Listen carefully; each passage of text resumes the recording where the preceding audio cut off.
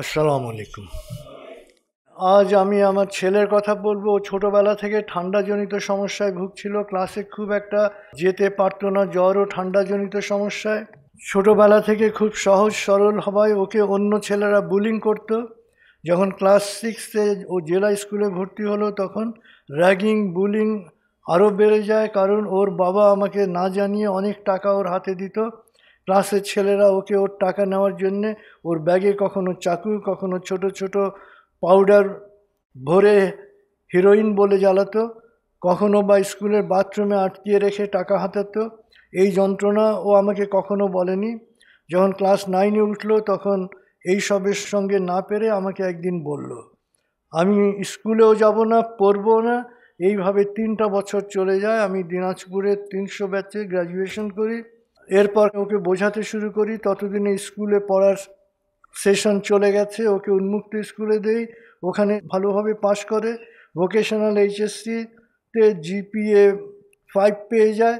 যেহেতু সেশন জট পাবলিক ইউনিভার্সিটিতে পরীক্ষা দিতে পারেনি, তখন ইয়োডা ইউনিভার্সিটিতে বিবিএতে 4 পেয়ে পাশ করে।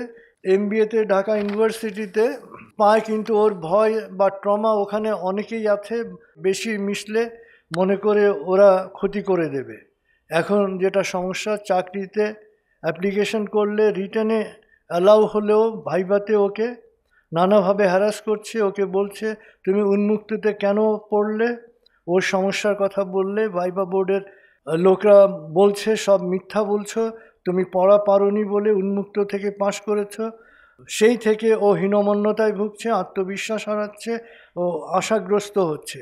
চাকরি করবে না, পড়াশোনা পড়বে না বলে, গুরুজি এখন আমার করণীয় কী? আমি কি উপায় অবলম্বন করব? ওকে মানসিক প্রশান্তি দিতে পারবো এবং সমস্যা থেকে মুক্ত হব।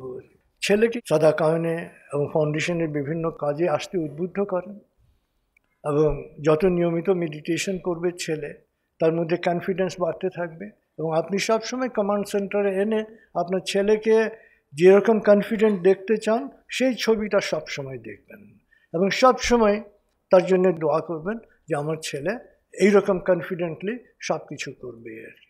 এবং সবসময় তার সাথে ইতিবাচক থাকেন, কখনো তার উপরে কোনো রাগ করবেন না। কারণ অনেক সময় হয় যে মারা অনেক ধৈর্য ধরেন, ধৈর্য ধরতে ধরতে আবার অনেক সময় নেতিবাচক কথা বলে ফেলেন। আপনি মা হিসেবে কখনো নেতিবাচক কথা বলবেন না, সবসময় ইতিবাচক বলবেন, এবং ফাউন্ডেশনের বিভিন্ন কাজের সাথে তাকে একাত্ম হওয়ার সুযোগ দেবেন। আসলে ফাউন্ডেশন একজন মানুষকে সোশ্যালি তাকে বিল্ড আপ করে আর কি। ধরেন ফাউন্ডেশনের যে সেবামূলক কাজগুলো, যে এখন করো সেবা চলছে, করো সেবাতে যখন ছেলেরা যাচ্ছে, মেয়েরা যাচ্ছে, তখন তার এই জড়তাটা কেটে যাচ্ছে। এবং যখনই কেউ করো সেবায় অংশ নেবে নিয়মিত, ফাউন্ডেশনের কাজে অংশ নেবে, তার মধ্যে কোনো জড়তা, কোনো হীনমন্যতা থাকবে না আর কি। কারণ সমস্ত জড়তা হীনমন্যতা কাটানোর জন্যে পজিটিভ এনভায়রনমেন্ট দরকার, এবং সেই পজিটিভ এনভায়রনমেন্টটা করসেবার মধ্যে সবচেয়ে সুন্দরভাবে ফুটে ওঠে। এবং সেই জন্য করসেবার মধ্যে তাকে ইনভলভ করেন, এবং আপনারাও যত পারেন নিজেরা এই করসেবায় যখনই সুযোগ পাবেন অংশ নেবেন।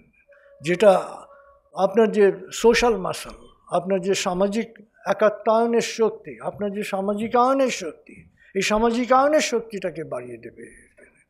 এবং সামাজিকায়নের শক্তিটা কিন্তু সংঘ যেভাবে বাড়াতে পারে অন্য কোনো কিছু ভাবে বাড়াতে পারে না। এবং এই সামাজিকায়নের যে শক্তি, এই শক্তিটাই হচ্ছে অত্যন্ত বড় শক্তি। তো আমরা শুধু সমবেদনা না, সমমর্মিতা প্রকাশ করছি আমাদের এই ছোট্ট তরুণের সাথে। এবং নিশ্চয়ই যে কোনো অবস্থান থেকে একজন মানুষ তার প্রত্যয় এবং বিশ্বাসকে শক্তিমান করতে পারে। যে কোনো অবস্থা থেকে একজন মানুষ তার উত্তরণ ঘটাতে পারে ইনশাআল্লাহ। শুধু সে না, যাদের মধ্যেই জড়তা আছে, হীনমন্যতা আছে, সেই হীনমন্যতাগুলো কাটানোর জন্যই হচ্ছে আমাদের এই পজিটিভ মাইন্ডসেট। মানুষ এর চেয়ে অনেক বড় বড় সমস্যাকে কাটিয়ে উঠে অনেক বড় বড় কাজ করেছেন। যে তরুণরা ফাউন্ডেশনের যে কোনো বিষয়ের সাথে যারা যুক্ত হবে, তারা সমস্ত হীনমন্যতা কাটিয়ে নিজের মেধা এবং প্রতিভাকে তারা ইনশাআল্লাহ বিকশিত করতে পারবে।